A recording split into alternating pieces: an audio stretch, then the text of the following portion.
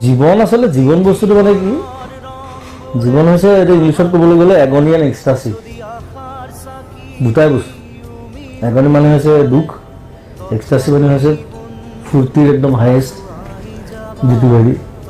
গতিকে এই দুটা বস্তুৱে গোটেই জীৱনটো খেলি থাকে মানে এই ফটকে দুখ আহিলে আকৌ কিবা এটা ফূৰ্তি বৰ ভাল কথা এটা আহিব যেতিয়া যাতে আমি দুখটো পাহৰিব পাৰোঁ মইতো বহুত ফেচ কৰিছোঁ লাইফত মা ঢুকাইছে ছমাহ পিছতে ভণ্টি ঢুকাইছে বেষ্ট ফ্ৰেণ্ড জয়ন্ত বাটো ঢুকালে মানে এই হেৰুৱাৰ বেদনাটো সদায় আছে জীৱনত আৰু মই এটা কাৰণে সুখী যে মোক মানুহে মোৰ যিখিনি এম্বিশ্যন আছিলে মই যিখিনি দিব বিচাৰিছিলোঁ মানুহক কামৰ মাজেৰে সংস্কৃতিৰ মাজেৰে সেইখিনি মই যিমান পাৰোঁ মই দিবলৈ চেষ্টা কৰিছোঁ 100% 110% দিবলৈ চেষ্টা কৰিছোঁ নোখোৱা নেমেলাকৈ ৰাতি কাম কৰি থাকোঁ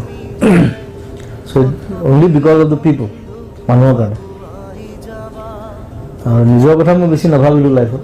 নাভাবিলোঁ চাগে মৰালৈকে সদায় লোকৰ কথা ভাবোঁতেই গ'ল আৰু সেইটোৱে মোৰ ফূৰ্তি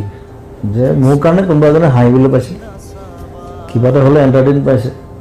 এণ্টাৰটেইনমেণ্ট এই দুখৰ সময়ত হওক সুখৰ সময়ত হওক সেইটো মোৰ হেপিনেছ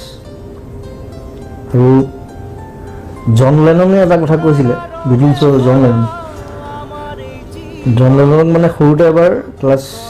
তেওঁ 5 নে 6 বছৰ হ'ব তো স্কুলত মাষ্টৰে সুধিলে গোটেই ল'ৰা ছোৱালীখিনি সুধিছে যে তহঁতি ডাঙৰ হ'লে কি হ'ব বিচাৰ সেইটো তহঁতি লিখি দে হেৰি কাগজত এতিয়া পৰীক্ষা হৈছিলে তহঁতি চবেই লিখিছে ডাক্তৰ ইঞ্জিনিয়াৰ কিবা লিখিছে জন লেননে এটা শব্দ লিখিছে হেপী ডাঙৰ কথা এক্সেক্টলি যেটা ডাঙৰ হ'লে কি হ'ব বিচাৰ সি লিখিছে হেপী মই হেপী হ'ব বিচাৰোঁ আৰু মানুহ যেতিয়ালৈকে হেপিনেছটো নাপায় গোটেই খেলি মেলি হয়